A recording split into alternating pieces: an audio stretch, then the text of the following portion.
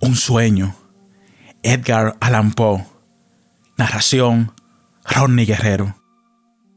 Hace unas noches me acosté, disponiéndome para el descanso nocturno.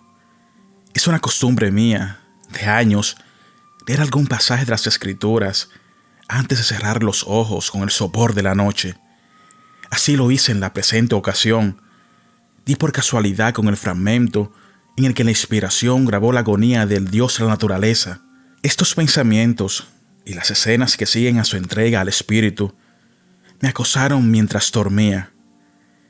Hay sin duda algo misterioso e incomprensible en la manera en que a veces se disponen los desbocados caprichos de la imaginación, pero la solución de esto más corresponde al fisiólogo que al atolondrado soñador.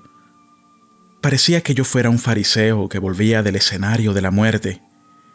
Había ayudado a clavar afiladísimos clavos en las palmas de aquel que colgaba de la cruz, el espectáculo de más amarga congoja que haya sentido jamás un mortal.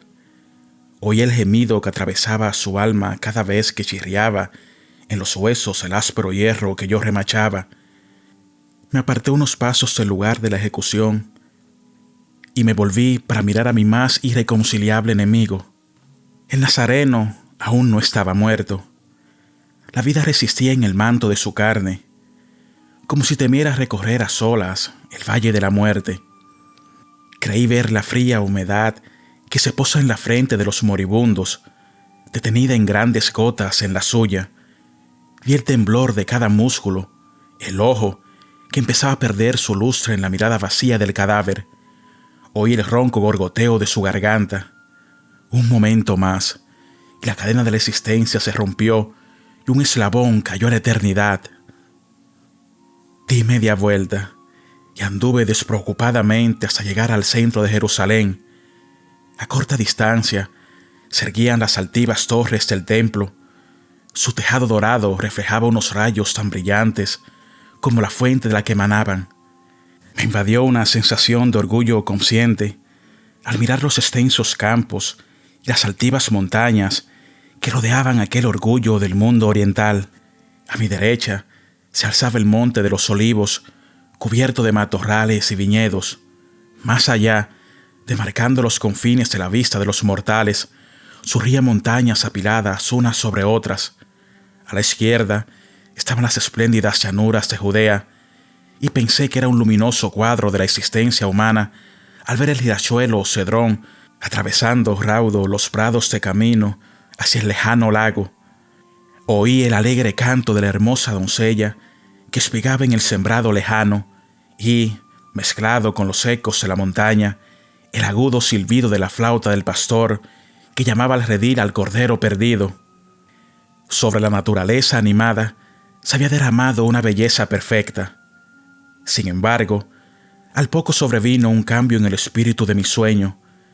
Sentí un frío súbito, me volví instintivamente hacia el sol y vi una mano que dibujaba con lentitud un manto de inmundicia sobre él. Busqué las estrellas, pero todas habían dejado de titilar, pues la misma mano las había envuelto en el emblema del duelo. La luna no alumbraba con su luz plateada las perezosas olas del mar muerto, que cantaban el ronco requiem de las ciudades de la llanura, pues ocultaba su rostro, como si temiera contemplar lo que ocurría en la tierra. Oí un gemido, un susurro, cuando el espíritu de la oscuridad extendió sus alas sobre un mundo espantado. Se apoderó de mí una desesperación atroz. Sentí el torrente de la vida retornando lentamente a sus fuentes, cuando me invadió el terrible pensamiento de que había llegado el día del juicio final. De repente estaba ante el templo. El velo, que había ocultado sus secretos a las miradas profanas, estaba ahora rasgado. Miré durante unos momentos. El sacerdote se hallaba junto al altar, ofreciendo el sacrificio expiatorio. El fuego, que había de prender en los miembros cercenados de la víctima, resplandeció unos momentos en los lejanos muros y después se perdió en la oscuridad más absoluta. El sacerdote se volvió para encenderlo de nuevo con la llama viva del candelabro, pero también había desaparecido, Era como la quietud del sepulcro. Di la vuelta y me precipité hacia la calle. Estaba desierta. Ni un sonido rompía el silencio, salvo el aullido de un perro salvaje que se deleitaba con el cadáver medio abrazado en el valle de Hinón. Vi una luz que salía de una ventana, a lo lejos, y me dirigí hacia ella. Me asomé a la puerta, que estaba abierta. Una viuda preparaba el último bocado que había podido conseguir para su bebé moribundo. Había encendido un pequeño fuego y vi cómo contemplaba, con el corazón encogido de desánimo, la llama que se extinguía a la vez que sus esperanzas. La oscuridad cubrió el universo. La naturaleza estaba de duelo, pues su creador había muerto. La tierra se había arropado con los atavíos del dolor y los cielos vestían el negro del duelo. Deambulé entonces con desasosiego, sin prestar atención a dónde iba. Enseguida apareció una luz por oriente. Una columna de luz sesgó la tiniebla, como el haz que resplandece en la oscuridad del pozo a medianoche, e iluminó la serena lobreguez que me rodeaba. Había una abertura en la vasta bóveda del extenso firmamento. Me volví hacia ella con mirada perpleja.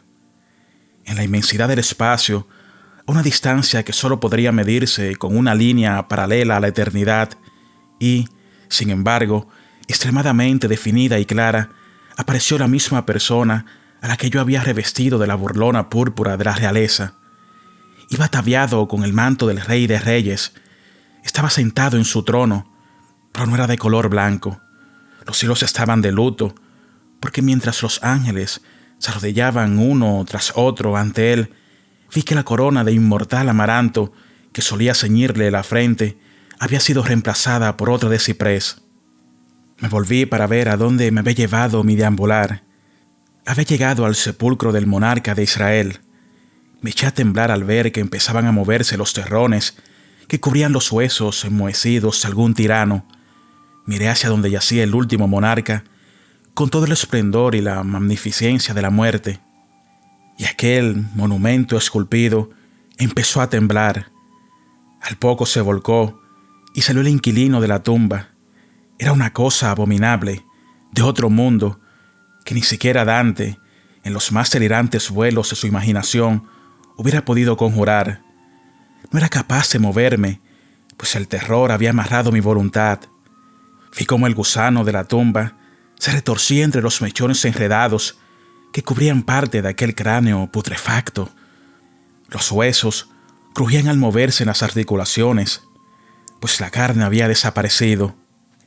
Oí su horrenda música que acompañaba aquella parodia de la miserable mortalidad.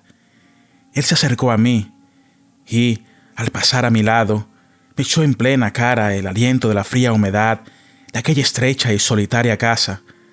Se cerró la cima de los cielos y, con un convulso estremecimiento, me desperté.